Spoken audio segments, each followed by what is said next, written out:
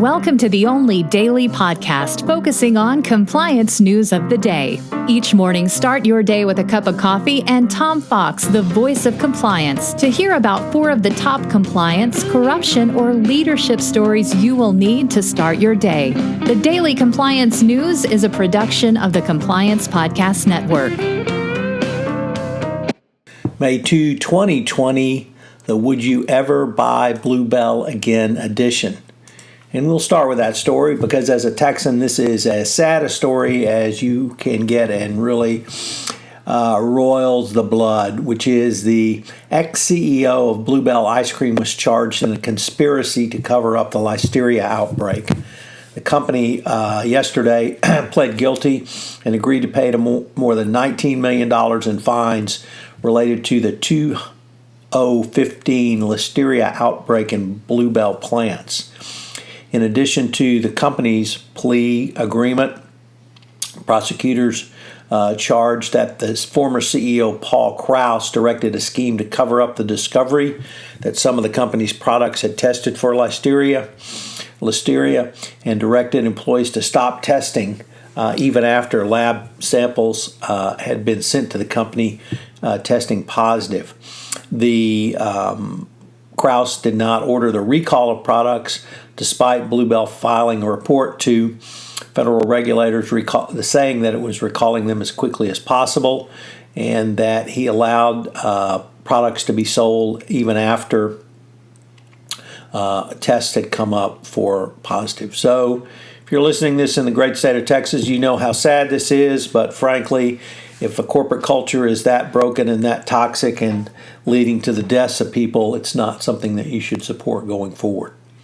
From the Wall Street Journal, Risk and Compliance Journal, Minky Sun and Dylan Tokar reporting, the U.S. charged 2 Iranians with violating U.S. sanctions on Iran by orchestrating a scheme to buy a petroleum tanker later used to illicitly transport oil in coordination with the country's state-owned oil company.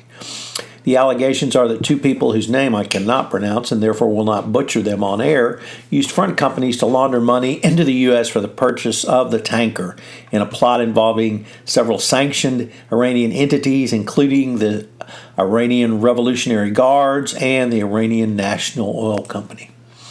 In another very sad bit of news yesterday, the U.S. women's soccer team had their pay discrimination claim thrown out of court via summary judgment. Apparently, not paying women the same as men is legal under the Fair Pay Act, as the court found that the women were paid more than men. Of course, they played double the number of games, and somehow that equates to equal pay for equal work. It's the total amount you paid, not your per game pay, that matters. I suppose that's about like saying that $2 an hour equals the minimum wage if you just work enough hours. Seems pretty inane. Nevertheless, a very disturbing and damaging court ruling for the women's soccer, and now U.S. Soccer is free to discriminate going forward. And then finally, what will happen to sustainability during the time of the coronavirus health crisis? The Wall Street Journal reports that many people are now reevaluating their values, and as circumstances change, some values may take priorities over one another. Of course, many U.S. companies are taking this opportunity to gut their employee workforce so they can get rid of higher paid senior managers and, of course, anyone over the age of 45, all in the claim of economic dislocation. Robotic process information is coming in. But what about sustainability? If you're committed to eating local products and using sustainable products, and you don't have that opportunity now, or you don't take that, where does that leave you going forward? Coming up on this month's edition of The Compliance Life, I visit with Ellen Hunt. She's the CCO at AARP.